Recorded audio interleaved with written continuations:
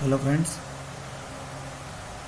ये वीडियो मैं बनाने जा रहा हूँ eMMC के ऊपर, जो कि स्मार्टफोन पे यूज़ होती है। जो बंदे इस पे एक्सपर्ट हों या पहले से इसके बारे में अच्छे से जानते हों, वो इस वीडियो को स्किप कर सकते हैं, क्योंकि मैं इसको स्टार्टिंग लेवल से बना रहा हूँ। तो ये उन बंदों के लिए है जो eMMC लेवल में अभी तक काम स्टार्ट नहीं किए हैं या करना चाह रहे हैं, तो उससे जुड़ी हुई कुछ स्टार्टिंग लेवल से जानकारी देना चाह रहा हूँ और शॉर्टकट में देने की कोशिश कर रहा हूँ। देखिए, आपके सामने में जो स्मार्टफ़ोन की eMMC आती है, वो होती क्या है उसके बारे में पहले मैं आपको बताता हूँ कि जो eMMC होती है एक तरह का मेमोरी कार्ड होती है, मल्टीमीडिया कार्ड, जैसा कि आप MMC के बारे में जानते हैं। eMMC का मतलब होता है एम्बेडेड मल्टीमीडिया कार्ड, या आप इसको इनक्रप्टेड मल्टीमीडिया कार्ड भी बोल सकते हैं। देखिए, एम्बेडेड का मतलब होता है कि फिक्स होना, कहीं पे फिक्स करके रखना, उसको एम्बेडेड करके रखना। तो वो आप देखेंगे तो ये जो आईसी दिख रही है आपके सामने में, ये बोर्ड में इस तरह की फिक्स होती है। ये देखिए, आप स्मार्टफोन को खोलेंगे तो आपको इस तरह से ये फिक्स मिलेगी हर फ़ोन पे। ये कई सारे सेटों में पेस्टेड भी आती है। तो इसके बारे में बता दूं कि ये जो फिक्स आईसी होती है, इसको एम्बेडेड मल्टीमीडिया कार्ड कहते हैं, eMMC। ठीक है, कई लोग इसको इंटरप्टेड मल्टीमीडिया कार्ड भी बोलते हैं। उसके बारे में मैं आपको शॉर्टकट में भी बता देता हूँ कि देखिए, जो बाहर एक्सटर्नल मल्टीमीडिया कार्ड होता है, जिसको हम SD कार्ड बोलते हैं, जो मोबाइल पे यूज़ करते हैं, उसमें आप क्या कर सकते हो कि डेटा को read, right, delete, download, upload, कुछ भी करिए, आप उसको सिस्टम में लगा के कर सकते हैं। यानी आप किसी भी सिस्टम में उसको यूज़ कर सकते हैं, एक कंप्यूटर से दूसरे कंप्यूटर, या कंप्यूटर से मोबाइल, या मोबाइल से कंप्यूटर में। उसमें क्या होता है कि डाटा जो होता है वो आपका सेफ नहीं होता है, यानी कि अनइनक्रप्टेड होता है, इनक्रप्टेड नहीं होता है। इनक्रप्टेड मतलब एक तरह की सिक्योरिटी होती है जो कि eMMC में यूज़ होती है। पहले के सेटों पे eMMC में इनक्रप्टेड का जो फंडा था वो यूज़ नहीं किया जाता था, इनक्रप्टेड पॉलिसी को यूज़ नहीं करते थे। क्योंकि स्मार्टफोन में अब बहुत सारी सिक्योरिटीज़ बढ़ाते जा रही है, तो eMMC की जो कंपनियां हैं वो इन्होंने क्या कर दिया है कि डेटा को अब इनक्रप्टेड करना चालू कर दिया है। यानी अगर आप इस आईसी को निकाल करके जब आप UEFI बॉक्स या JTAG में आप यूज़ करेंगे कहीं पे भी, तो आप इसका डेटा देखेंगे तो इनक्रप्टेड आपको दिखाई देगा, यानी आप इस डेटा को डिक्रिप्ट नहीं कर पाएंगे। ठीक है, किस कंडीशन में ये डिक्रिप्ट होगा मैं आपको आगे बताऊंगा। अभी मैं आपको स्टार्टिंग लेवल पे क्लास करा रहा हूँ, तो आपको eMMC के बारे में बस जानना है कि eMMC क्या होती है। ठीक है, ये जो होती है ये आपके सामने में जो सेट पे लगी मिलेगी, इस तरह की मिलेगी।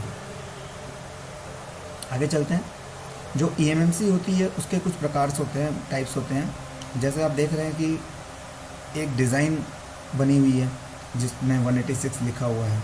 एक दूसरी डिज़ाइन आप देखेंगे तो डिज़ाइन बनी हुई है, ये 221 है, ये 162 दिख रही है आपको, यहाँ पे देखिए 169 दिख रही है, और यहाँ पे 153 दिख रही है। ये एक्चुअली eMMC के नंबर्स हैं जिनसे हम इनको पहचानते हैं। एक अभी लेटेस्ट और यूज़ होती है eMMC में, BGA 254। मैंने अभी यहाँ पे उसका पिक अपलोड नहीं कर पाया हूँ, तो आप अगर गूगल पर सर्च करेंगे तो दिख जाएगी 254। ठीक है, अब ये नंबर्स क्या होते हैं एक्चुअली में, ये जो नंबर्स होते हैं ये इन डॉट्स की काउंटिंग होते हैं। यानी इस बॉल में जो डॉट्स यूज़ हुए हैं, जितनी बॉल यूज़ हुई है वो उसकी काउंटिंग है। इसमें 186 बॉल यूज़ हुई है, इसमें 221 यूज़ हुई है, इसमें 162 यूज़ हुई है, इसमें 169 में 153, और एक जो मैं आपको बता रहा हूँ कि 254 जो लेटेस्ट यूज़ हो रही है। तो आपके सामने में अभी जो तो दो तरह की eMMC आपको देखने की मिलेगी। एक ये 221 मिलेगी, और दूसरी जो मैं बताऊँ 254 मिलेगी। ठीक है, अब आगे चलते हैं। आपको बता दूं कि eMMC बनाने वाली कुछ कंपनियां होती है, आपको इसमें नाम नज़र आ रहा होगा, जो कि मेमोरी कार्ड भी इनमें से कुछ कंपनियां बनाती हैं। eMMC बनाने की जो कंपनियां हैं वो आपके सामने में, जैसे सैमसंग हो गई, SK हाइनिक्स हो गई, सैनडिस्क हो गई, किंगस्टन हो गई, तोशिबा है, माइक्रोन है। तो ये सारी आपको eMMC स्मार्टफोन के ऊपर देखने को मिलेगी। ये कंपनी मैन्युफैक्चरिंग करती है। ठीक है, आगे चलते हैं। देखिए, eMMC के बारे में जो मैंने आपको डिटेल बताई है, उसके साथ थोड़ा सा आपको CPU के बारे में भी जानना पड़ेगा, क्योंकि CPU के बारे में अगर आपको जानकारी नहीं होगी तो आप eMMC पे काम नहीं कर पाएंगे। ठीक है, अब यहाँ पे देखिए कि जिस तरीके से आपने ऊपर देखा कि eMMC आपको स्मार्टफोन में किस तरीके से फिक्स मिलती थी, उसी तरीके से आपके सामने में आप देखेंगे स्मार्टफोन में eMMC के जस्ट बगल में ही अधिकतर सेटों में आपको मिलेगा। इसको हम CPU बोलते हैं। किसी किसी सेट पे आपको बैक साइड पे मिलेगा। ये मैंने आपको एक PCB का सर्किट दिखाया है कि इस तरह से मदरबोर्ड में फिक्स होते हैं, ठीक है। इसको CPU बोलते हैं। अब CPU भी कुछ प्रकार आपके सामने हैं। CPU के प्रकार ये हैं कि आपके सामने में CPU जो होंगे, ज़्यादातर जो आएंगे वो ये क्वालकॉम स्नैपड्रैगन के यूज़ होते हैं और मीडियाटेक यूज़ होते हैं। मीडियाटेक का सेकंड जो नया नाम है वो है हेलियो, और क्वालकॉम का जो नाम है वो स्नैपड्रैगन है। ये आपको ज़्यादातर सेटों में यानी ओप्पो, वीवो, MI चाइनीज़ सेटों में आपको अधिकतर पूरे यही मिलेंगे। दूसरा सैमसंग का एक्सनोस के नाम से आपको मिलेगा, ये सैमसंग यूज़ करता है। और एक किरिन CPU होते हैं। ये CPU आपको हायर और UI में देखने को मिलेंगे। तो आपको बेसिक नॉलेज होनी ज़रूरी है कि जब आप काम कर रहे हैं eMMC पे, तो आपको ये पता होना ज़रूरी है कि उस eMMC के साथ में कौन सा CPU यूज़ किया गया है। क्वालकॉम का यूज़ हुआ है कि मीडियाटेक का यूज़ हुआ है कि सैमसंग का कि किरिन का, उसके अकॉर्डिंग आप आगे काम कर सकते हैं। थोड़ा सा आगे चलते हैं, हम eMMC पे वापस आ जाते हैं। आपको मैं बता देता हूँ कि जो eMMC होती है, जो आपको बोर्ड पे इस तरह की दिखाई देती है, ये आप जब फ़ोन ख़रीदते हैं तो आप देखते होंगे कि 2 GB, 16 GB, 4 GB, 64 GB इस तरह का रैम और रोम की डिस्कस होती है। तो आपको बता दूं कि ये जो eMMC होती है, इसी के अंदर ही आप देखेंगे तो रैम और रोम इंक्लूड होती है, ठीक है।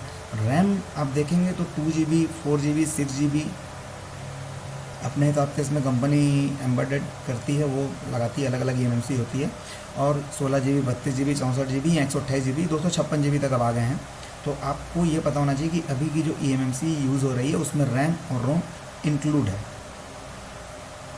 और ये 256 GB तक की अभी अवेलेबल है, और टेक्नोलॉजी के हिसाब से और आगे बढ़ती भी जाएगी। वैसे तो आपको बता दूं कि eMMC की टेक्नोलॉजी के बाद अब एक नई टेक्नोलॉजी आ गई है UFS। उसके बारे में मैं आपसे अभी डिस्कस नहीं करूँगा, उसके लिए हम सेपरेट बाद में वीडियो बनाएंगे। अभी जो बंदे eMMC के बारे में कुछ नहीं जानते हैं, हम eMMC पे पूरा फोकस करके अब हम उसको सीखने की कोशिश करते हैं, ठीक है।